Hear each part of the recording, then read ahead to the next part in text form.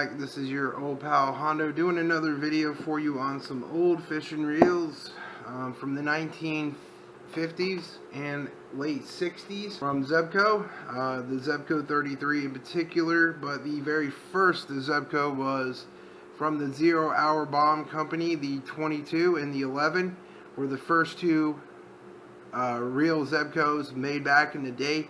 And then later on in the late 50s, they came out with the 33s, but in the late 40s, I think 47, 48, they came out with the first 0 Hour Bomber spin cast reel. Now, the three examples that I have on my table are the early 50s reels and 60s, early 60s reel, mid 60s reels.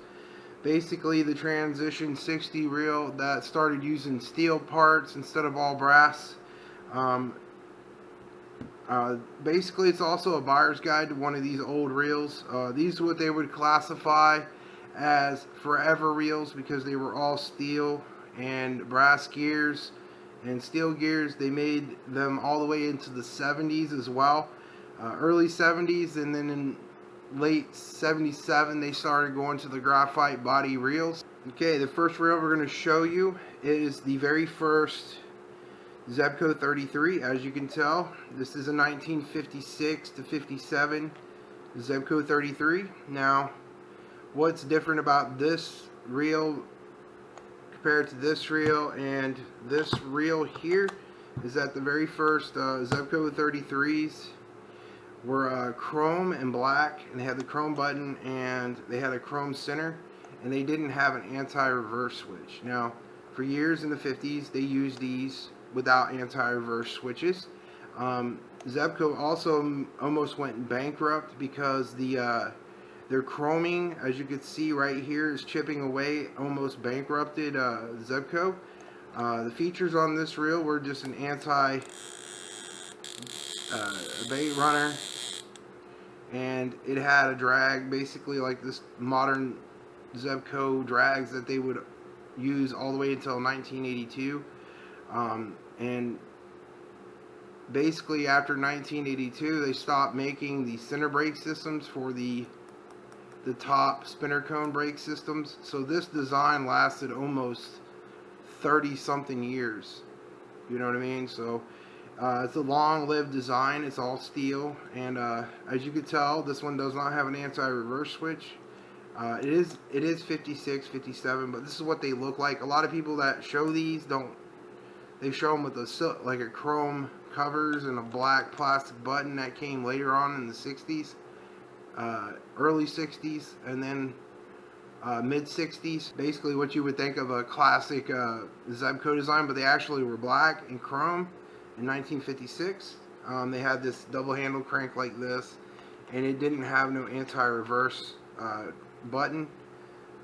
The way you want to open these is with a penny or a nickel preferably, but a penny will work as well. That's what they were designed to use. If you got one of these old reels and they're seized up, a tip is to hit it with some WD-40 and then use a nickel or a penny to open it up. You don't gotta take it off all the way, but as you can see, this is the top spinner cone right here on the 50s model. It had this like little indentation. Later on they took that away in the 60s, and it was just a solid spinner cone.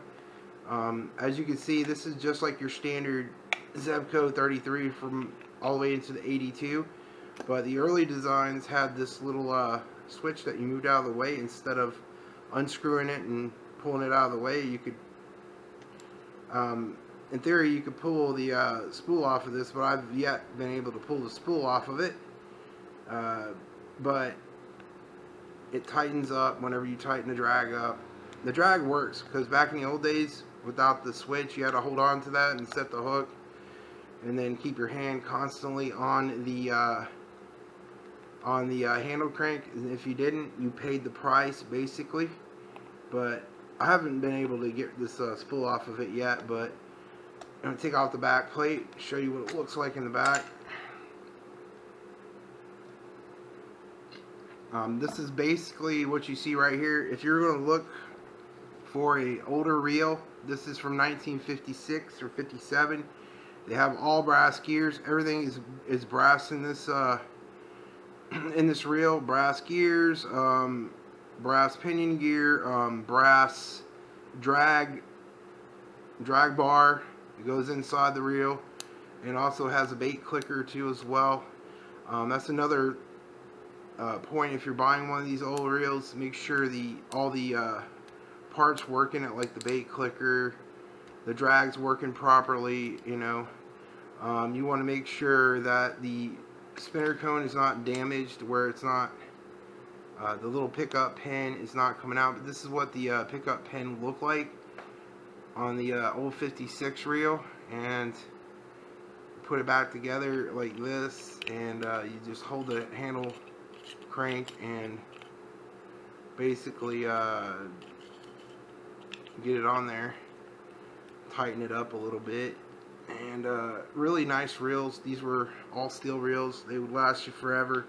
You have the helix wheel gear, the pin, the basically the drag bar, and this was the original concept for the 33, which was revolutionary because the older 22s and the 11s had this annoying little ball on the back of the button plate.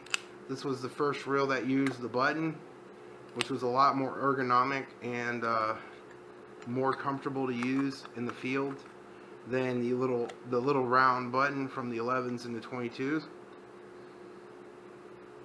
But the chroming on this is what almost bankrupted Zebco. This one is on the Zebco 1953. Now there's right here this little bar. Sometimes these are gone in them, and you could take like a piece of tin and bend it to make it look like right there. This is the wheel adjustment. When you unscrew it, you have to adjust it to this point right here so it doesn't grind up against the bar or anything like that. In later generations of reels in the late 70s, they did away with that, so you never had to adjust it after that. But in these 60s and these 50s reels, you had to adjust that after you maintenanced it. Basically, you have to pull these two pins off of the brake bar. You have to take the spinner cone off, pull the spool, and then pull these two bars off of the line brake, and pull the center pinion gear out. Once you pull the center pinion gear out, you'll unscrew the handle. You can pull this gear off after you pull that little adjustment plate off, and then clean the gears and throw them back together again. Oil it and lube it after you clean it with a toothbrush and some 409 or dishwashing liquid, and that will clean your reel. Now this is in a fairly good shape, and if I had to replace the covers off of this to fix it, if I want to use it, which this is my retirement reel. I mean, I don't really use it. It's a display reel for display purposes. I just use it for that. But you know, for the time, this was a better concept than a bait caster. This is a bait caster from 1943, but basically this is the same concept of the bait casters they used in the 60s through the 70s. Bait casters really didn't get good until the 80s, and these things would always backlash, horrible line twist. Your thumb was basically your anti-reverse line brake type of thing. You had to hold on to it so the fish wouldn't get loose. But this kind of design in a bait caster lasted until the mid 80s, and they started making really better bait casters, and a lot of people started changing over for bait casters. But this was the standard for a lot of professional fishermen for finesse fishing for bass, so they wouldn't have to use a annoying bait caster like this that would always backlash and was hard. You had to use two hands. You still had to use two hands for this one, but it was a lot more pleasurable to use because you could just cast it constantly. It would never backlash. You know, it was an unbacklashable reel, no line twist whatsoever. Caught the line good. You never had really any issue in that. Next reel we're going to show you is the 1959 Feather Touch reel. How you can tell it's a 1959, sometimes all the paint will be gone and it'll be silver, or somebody had took off the covers off of an older reel to replace the covers on these from a 60s reel. on one of these 50s reels. This is a 1959. This is the first Zebco 33 that came with the bait runner switch, the anti-reverse switch. This reel was the one that sent shockwaves into the fishing community and had other fishing reel companies basically playing catch up with this, because before that time, like I said, all bait casters and spinning reels did this basically. They didn't have a braking system. What this would do, the anti-reverse switch would have done for you, is when you were reeling it in, it made it to where you could set the hook with one hand and let the fish run with the drag, and then when they stop you could reel it. It made it a one-hand operation, so you wouldn't have to worry about holding the handle down while you set the hook and keep your hand on the handle at all times, because if you let off that handle with a reel with no anti-reverse, it would go out of control and you could lose a fish.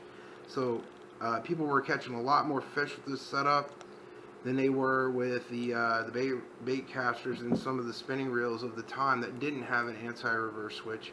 Now when this one came out in 1959, then the Johnsons started coming out with the anti-reverse switch reels, and so did Abu-Matic and Shakespeare with the Wonder reels, and you know, they all caught up pretty fast. And a lot of people would rather use one of these old Zebcos than, you know, the bait casters or the spinning reels that didn't have anti-reverses at the time. Even the Abu-Matics were kind of popular, but this one had a better drag system than those Abu-Matics and Shakespeare reels of the time. I think the three best reels that were making spin cast reels were Johnson, Abu-Matic, and Zebco.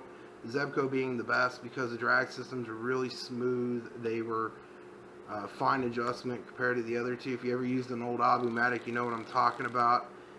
The spool didn't move as a drag. This drag would move around the spool, which made it a lot more sensitive, and you could adjust it to a finer setting so you can really dial in the fish. Now with this 1959 reel, if you want to take it apart, you basically get a coin or a nickel and you unscrew the cover screw, not all the way, just enough to where you could open it up. It comes right off the black cover. Also too, these were early 60s models as well, made them like this, except the early 60s models, like 1960 model, didn't have this little indention. You can tell this is always a 50s model with that little indention on top of the reel. Late 1959 model, into the other ones like that as well. But with this reel, you get an all chrome spool and a feather touch plunger. It has the two plungers. This was also considered a feather touch too, but it didn't have the spring. You can set the drag really low in order to get the spool out, and the spool should come right out once you lower the drag, pretty much. Oh man, that's the wrong way. I have to do it the other way. Actually, this is the reel I use the most.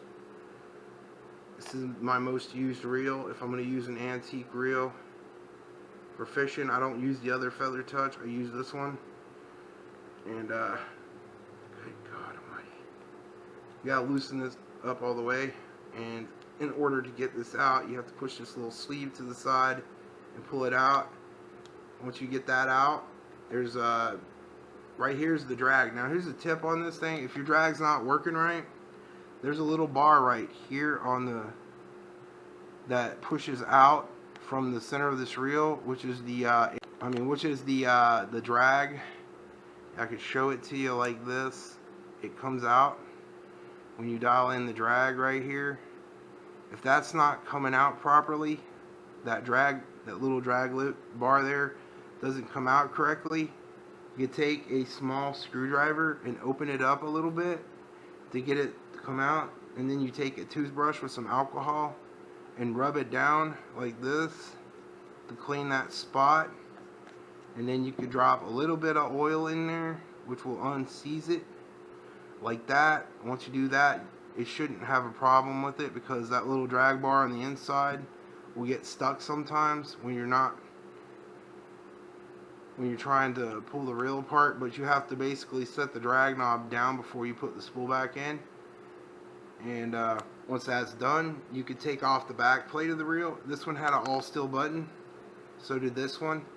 Later generations like the mid 60s model had a plastic button, a Duralene plastic button. Now take this off, you have to twist it like that in order. And as you can see, this one has all brass gears as well. This is what you want to look for when you get a 59 reel. One of the very first Feather Touch 59 reels, they're all black.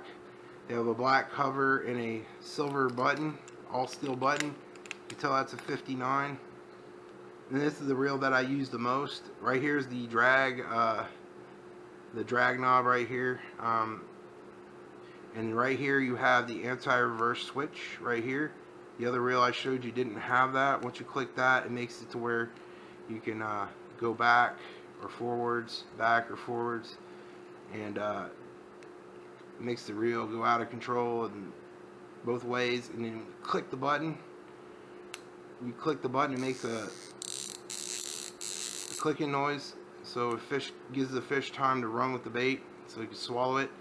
In order to get these gears out, you have to push on this bar here on this side, pull out the center pinion gear, and take the handle crank off, unscrew this right here, and pull it out. The adjustment screw, you have to take this out in order to take that out, and then you pull the main gear out. Once you take that out, and there's a little like plastic washer that goes down right in here.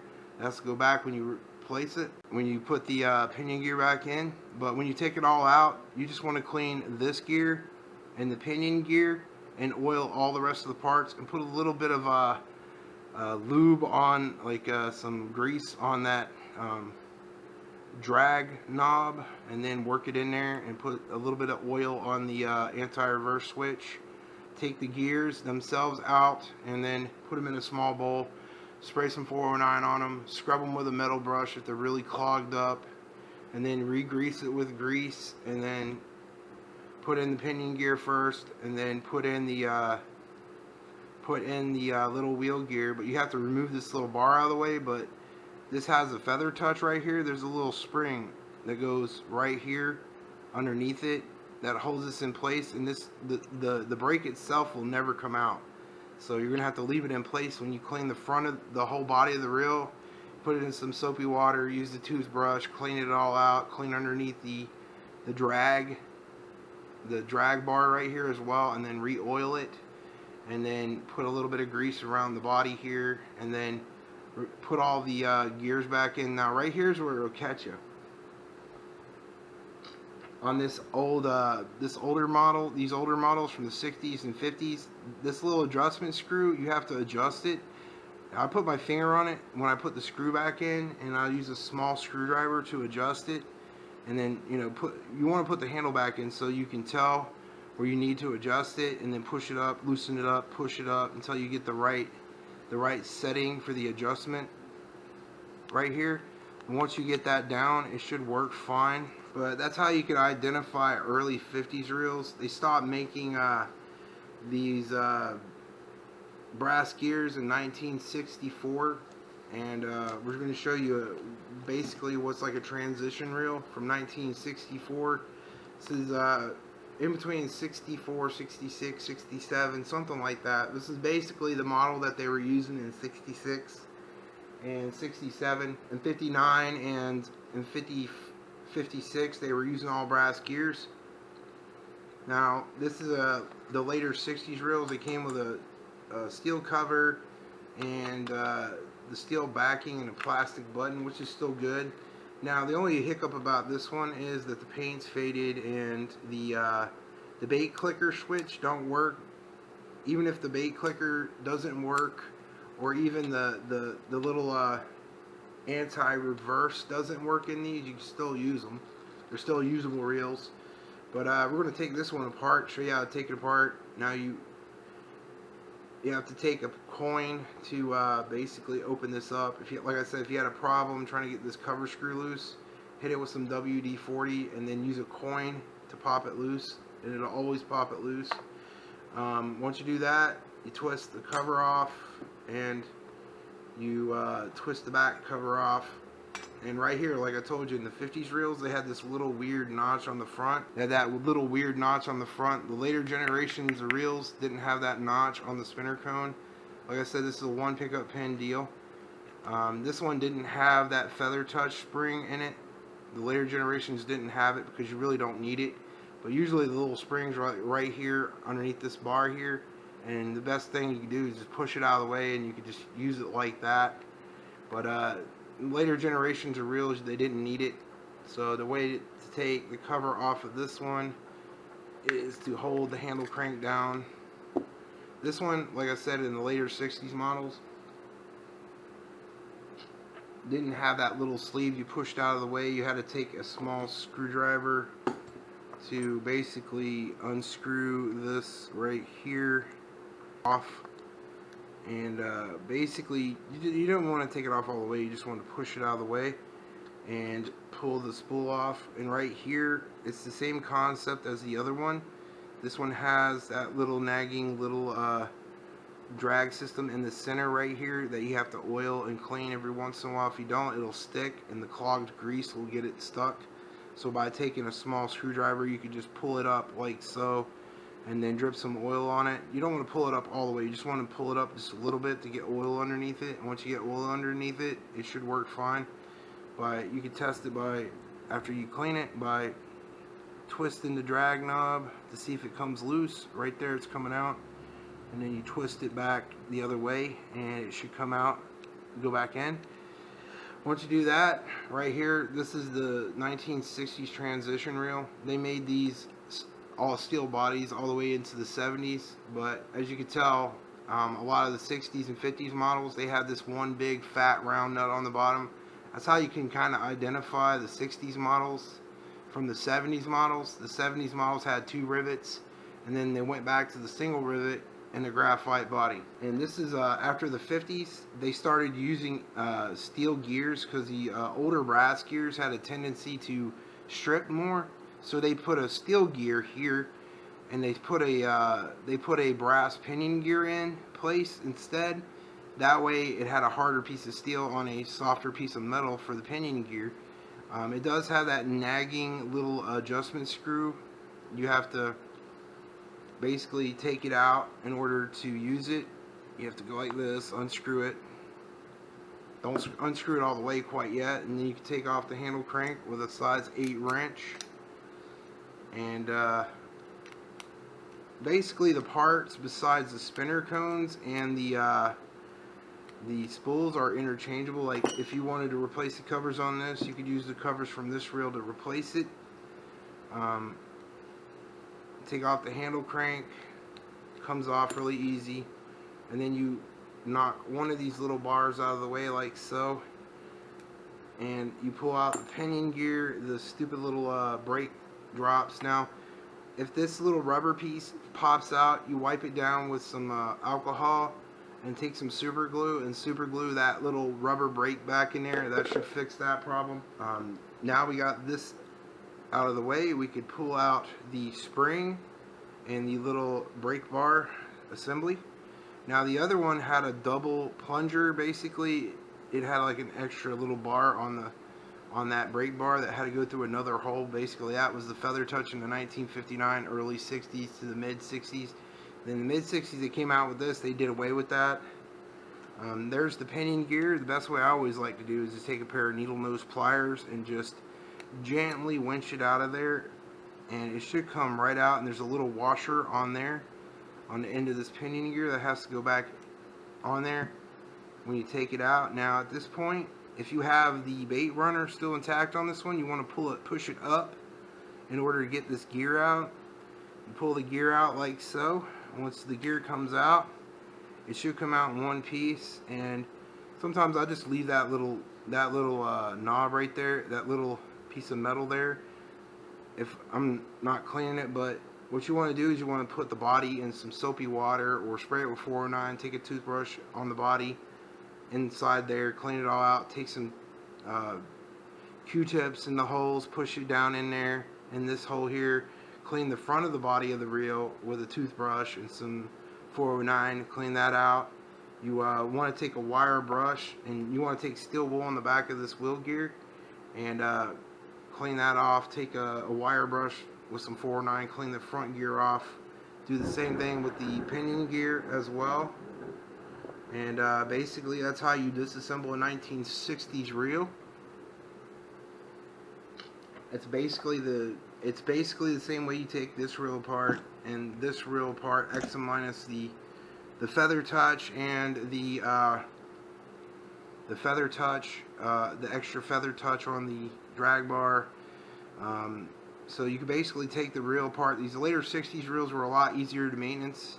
Now when you're done cleaning it, you just put a little bit of oil and grease right here on the drag mechanism, and on the anti-reverse switch you just drop some oil on there, like, you know, drop some oil on this right here and the little anti-reverse plate. You want to put grease back on everything, the front of the wheel gear and the back of the shaft, on the pinion gear, oil, grease and oil all over this, grease on that, grease on that. You want to take some grease and put a little bit of smidgen of grease here on the spinner cone, on the pickup pin, and then you want to put a little bit of oil on that, on there, and just push on it a little bit, and that should help it out. That it needs a little bit of oil in order to get through this little hole here, and sometimes I like putting a little bit of oil on the pinion gear hole itself as well. It helps lubricate that to where it has no friction coming out. Now we're going to reassemble the reel. Now this is a little bit trickier than doing a modern reel by a lot of standards. It's going to be a little bit more difficult to do than a modern reel. Now the first thing that goes in is the first thing you take out, which is the wheel gear. Now if you want to put the wheel gear back in, it goes in really easy. You just push it in, move the anti-reverse, the bait clicker up, if there's a bait clicker, and this one don't have one, and then you return the little washer on the pinion gear coated with grease. You put that little washer right back on there, push the pinion gear in the middle of the reel like so, kind of move the wheel gear around until it goes in and moves around freely. And once you do that, you want to return the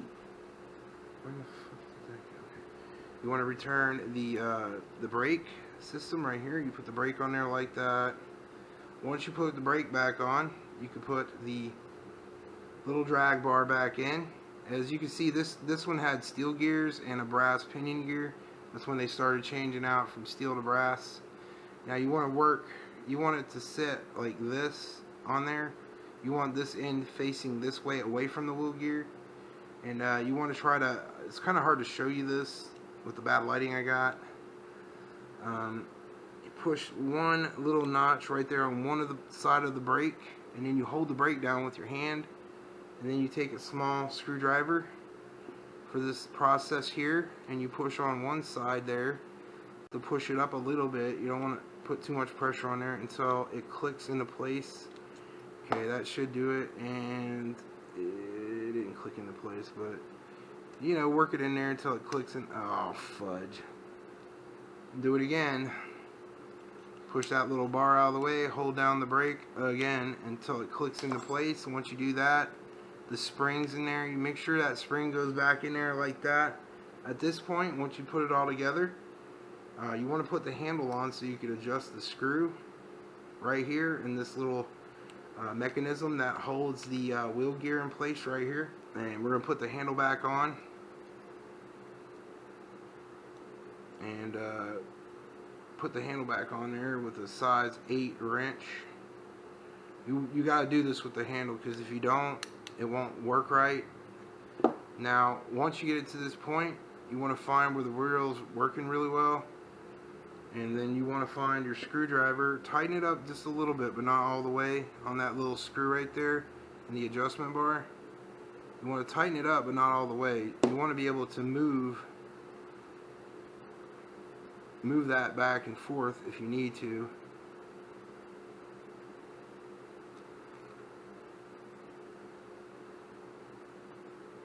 And then you adjust it by pushing forward, up and down on that handle crank until you get it to the right spot that you want. And then you take your screwdriver and tighten it down all the way until you you adjust it to the setting that you want it to, so it rides over that gear really well. But you have to do it in this order for it to work right.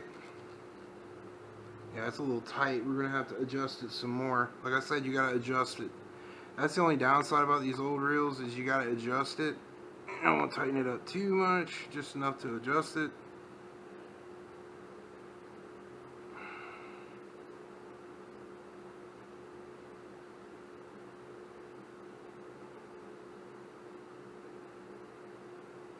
Okay, that's good.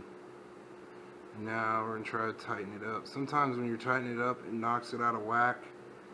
And you tighten it up again, see if that works. And that's right on the money. You just got to adjust that little screw, and you have to loosen it just a little bit to finally get it to where you want it. Once you get it to where you want it, you can put the back plate back on it and place the back plate back on it. Now you can put the spool back on at your leisure. Put your spool on there and push this little mechanism over the spool. Take your flathead wrench and tighten that spot up right there. And this should work on your 1950s reels as well. Again, I hope this video helps you out on servicing your 1960s reels, 1950s reels. Also, it's sort of a buyer's guide to how you can tell the older reels from the newer generation of reels. The newer generation of reels in the 77 had the graphite frames. These 60s, early 70s. If it's an early 70s model, it would have 2 pins and a steel body. If it's a 60s model, it'd have one big fat pin. If it's a 50s and 60s model, it'd have one big fat rivet, where the 70s models had a steel body and 2 rivets.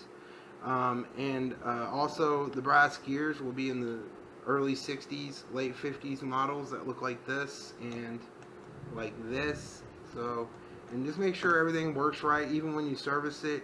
If you take the gears out and clean them off, make sure you visually inspect the brass gears in the older models to see if there's any damage. If there's any damage in it, there's no replacement parts. You might have to find a reel of the exact same age and year to fix that part, but pretty much everything else in these reels can go back on the reel. You know what I mean? I forgot to put the spinner cone on. Blooper reel. You know, but the spinner cones will not work from the 60s models on the 50s models. So if this one breaks, I have to use the spinner cone off of this one to fix it. So it is what it is. But I hope this video helps y'all out on a buyer's guide and how to maintenance these reels. If this video helped you out, please hit the like, share, and subscribe on some old vintage 1950s reels, what you should look for in the 50s and the late 60s models and early 70s models of what they would consider forever reels. Okay folks, that's the end of the video. I hope you all enjoyed this little small tutorial on how to clean these reels, how to put them together, how to clean these reels, and maybe some mismatched parts, a little bit of tips on how to clean the drags out on these old 50s, 60s style of zebcos. Also, this reel that I showed you all before was a 1943 Fluger Trump reel from 1943. Go Trump! I'm just saying, if y'all found the tips and tricks on, and maybe a buyer's guide on some of the things you should look for in these older reels at a flea market or at a pawn shop, make sure you visually inspect these before you buy them. Ask the guy if you can take them apart. Bring a tool with you. Make sure the spools are intact. If the spools are broke on these, you cannot find spools for these, or even spinner cones for these. They're not interchangeable between the 60s and 50s model. You literally have to cannibalize another 50s reel to fix a 50s reel. So keep that in mind. We'll hope you all like this video on maybe a little bit of tips and tricks on how to maintenance these reels, how to take them apart, put them back together, what you should look for at a flea market or a pawn shop on these 1950s reels to 1960s all the way into the early 70s. They made them out of metal. These are considered forever reels. If you like this video, please hit the like, share, and subscribe. If this video helped you on these old school Zebco reels, vintage reels, just tell me what you think in the comment section. You all know what you can do. You put God first. He puts you first every time. And you know what else, YouTube? God loves you. So does Hondo. Peace out, YouTube. Tell me pretty lies. Look me in the face. Tell me that you love me, even if it's fake.